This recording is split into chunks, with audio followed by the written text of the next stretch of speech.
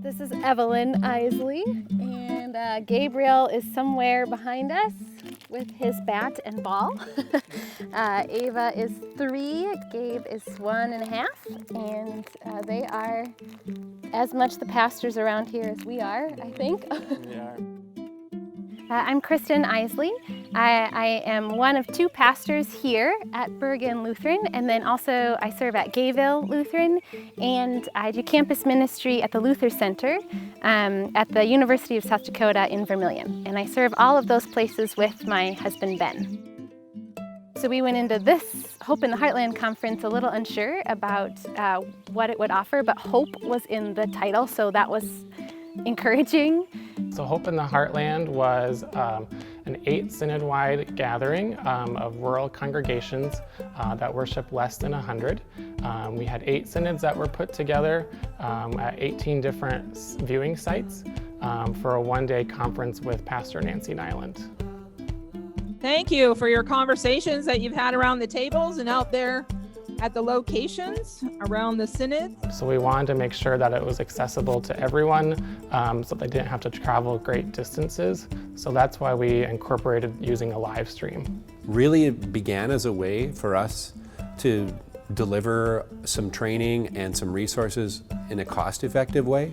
But what we quickly discovered is that it was a great way for congregations to collaborate and to learn from each other across the tyranny of distance which we have in the Heartland. In rural ministry, the promise is that where 2 or more are gathered, Christ is there with us. Sometimes it is just 2 or 3 or 4 at an event, and that can certainly be discouraging. Holding on to that promise that we belong to something bigger, and that this ministry isn't just about the people who are here right now. It's also about the body of Christ yet to come and the body of Christ around the world.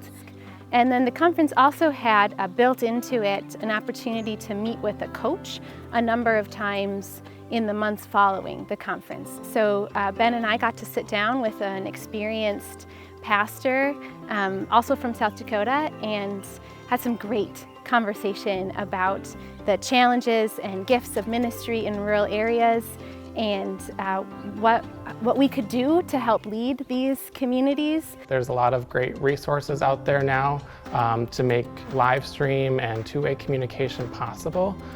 So partner with local experts, whether that's at your synod office or someone in your congregation. There's so much courage in our history, in the DNA of this place. There's such a willingness to try and an endurance.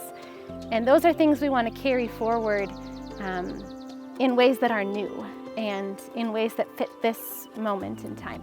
We have to be learning from each other. We need a lot of these holy innovations happening all around our synods and across synod lines and regions. And so it's essential that we have this way of coming together, learning from each other, and discovering that we're church together.